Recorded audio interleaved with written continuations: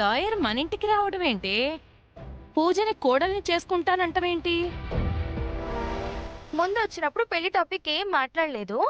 Trust వాళ్ళు వచ్చి ఆస్తి గురించి మాట్లాడేటప్పుడు వచ్చింది కదా, అప్పుడు పెళ్లి టాపిక్ తీసింది. కొంపదీసి పూజకి ఆస్తి ఉందని తెలిసిపోయిందంటావా? ఆవిడే పెద్ద లాయరు, ఆవిడికే బోల్డ్ అంత ఆస్తి ఉంటుంది కదా. అంటే ఇంతే సంపాదించాలి ఇంకా చాలు అని ఎవరైనా అనుకుంటారా? ఇంకా వస్తూ ఉంటే ఎవరైనా కాదనుకుంటారా? క్రిమినల్ లాయర్ అంటున్నారు కదా, మనలాగే క్రిమినల్ ఆలోచనలు ఉండొచ్చు కదా. ఆవిడికి ఏ ఆలోచనలున్నా ఈ పెళ్లి జరగదే. అదేంటి? క్రాంతి పూజలు సొంత అక్క చెల్లెళ్ళని తెలిసినా మనం బయట పెట్టకుండా ఎందుకు దాచాం? ఆస్తి కోసం కదా. ఇప్పుడు పూజా క్రాంతిలు అక్క చెల్లెళ్ళన్న విషయం మనం ఈ జన్మలో చెప్పాం. పూజ కనుక పెళ్లి చేసుకొని వెళ్ళిపోయిందనుకో, సగం ఆస్తి అది పట్టుకుపోతుంది, ఇంకో సగం ఆస్తి ట్రస్టుకు పోతుంది. అయితే పూజకి పెళ్లి చెయ్యను అంటావా? మనం చేద్దామన్నా అది చేసుకోదే. తన చెల్లెలు దొరకకుండా పెళ్లి చేసుకోనని చెప్పేసింది కదా. కానీ క్రాంతి తన చెల్లెలు ఎక్కడున్నా పట్టుకొచ్చి ఈ పెళ్లి చేస్తానని శపథం చేసింది కదా. దాని మొహం. పూజ వెతుకుతున్న చెల్లెలు అదే అన్న విషయం దానికే తెలీదు. ఇంకా అదెవరిని వెతికి తీసుకొస్తుంది? ఆస్తి మన చేజారిపోకుండా ఉండాలి అంటే ఇద్దరూ అక్కా చెల్లెళ్ళన్న విషయం ఎప్పటికీ తెలియకూడదు. ఒకవేళ ఎలాగోలా క్రాంతి ఆ నిజం కనిపెట్టేస్తే? అది కనిపెట్టేలోపు పూజ చెల్లెలు తేజ చనిపోయిందని మనం పూజను నమ్మిస్తాం. ఎలా పోయినసార్లాగా 7 నాటకం ఆడినట్టు మళ్ళీ ఆడతావా?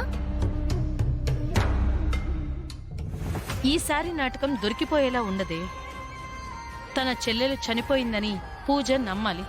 అంటే ముందది పూజ కోసం వెయిట్ చేస్తున్నట్టు దానికి తెలియాలి. ఈ క్షణమో ఆ క్షణమో అది వస్తుంది అన్నట్టుగా ఇది నమ్మాలి. ఆ తర్వాత అది చచ్చిపోయిందని దీనికి అర్థం అవ్వాలి. దీనికి అర్థమయ్యేలాగా కథని మనం నడిపిస్తాం. నువ్వేం చెప్తున్నావో నాకేం అర్థం కావడం లేదక్కా. అంతా కన్ఫ్యూజింగ్ గా ఉందక్కా. మీ కన్ఫ్యూషన్ కి క్లారిటీ త్వరలో నేనిస్తాను.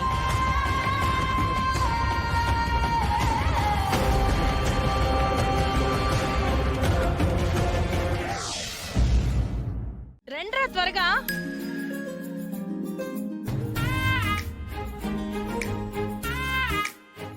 నువ్వు రెడీయా? బాగుంది, వెళ్దామా? పదండి. నువ్వెక్కడికి? షాపింగ్ కి వెళ్తున్నారు కదా, నేను కూడా షాపింగ్ చేద్దామని. తమరి దగ్గర ఎంతుందేంటి క్యాష్ షాపింగ్ చేయడానికి? దానికి నేనున్నాను కదా అత్తయ్య. నువ్వు మాతో ఉండు, దాన్ని ఇంట్లో ఉండమను. షాపింగ్ వస్తే బిల్లు కట్టేది నేను కదా, అలాగే తనకు కూడా నేనే కడతాను. వద్దంటే చెప్పండి, నేను ఇంట్లో ఉండిపోతాను. మీరు వెళ్ళి షాపింగ్ చేసుకోండి. అది కాదే. నువ్వు రాకపోతే ఎలా పూజ? కాకపోతే షాపింగ్ కి క్రాంతి కూడా వస్తుంది, అంతే కదా. రమ్మను. రాణి, అదెందుకు? మరి బిల్లు ఎవరు కడతారమ్మా? మీరు కడతారా? నా దగ్గరుంటే నేనే కట్టేదాన్ని. ప్రస్తుతానికి నా దగ్గర క్యాష్ లేదు. సరే.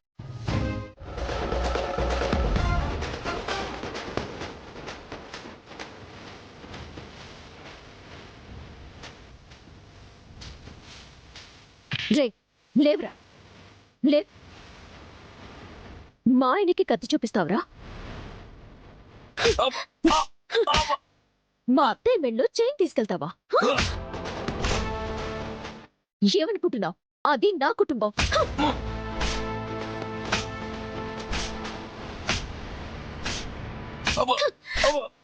తీరా, చైన్ తీరా. తీస్తాను మేడం. ఇదిగోండి మేడం. ఇది ఇవ్వరా? వచ్చేసింది. అక్క అక్క నీకు దండ పెడతా అక్క, ఇక చాలక్క. మీ ఫ్యామిలీ వెనక నీలాంటి స్ట్రాంగ్ లేడీ ఉంటుందని నాకు తెలియక చేయి చేసుకున్నానక్క. నన్ను వదిలేయక్క, ప్లీజ్ నన్ను వదిలేయక్క. మర్యాదగా ఆయనకి సారీ చెప్పు. ఈయన మీ ఆయన? మరి ఆవిడ కాబోయే ఆయన ఏంది?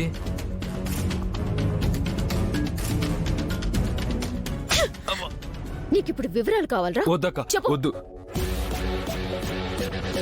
చెప్తానక్క, సారీ చెప్తానక్క. అన్నా సారీ అన్నా, నీ కాళ్ళు దండం పెడతానా. పెద్దమ్మా సారీ పెద్దమ్మా, ఏదో కడుపు కోసం కకృతిపడి చెయ్యినలాగానే, ఏమనుకోక పెద్దమ్మా.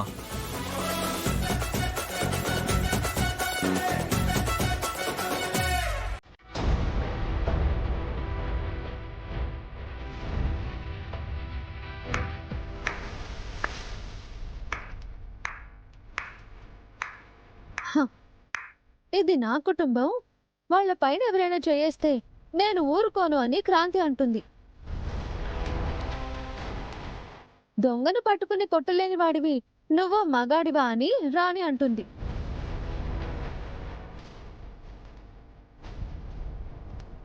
గ్రేట్. క్రాంతి కంటే రాణి చాలా గ్రేట్.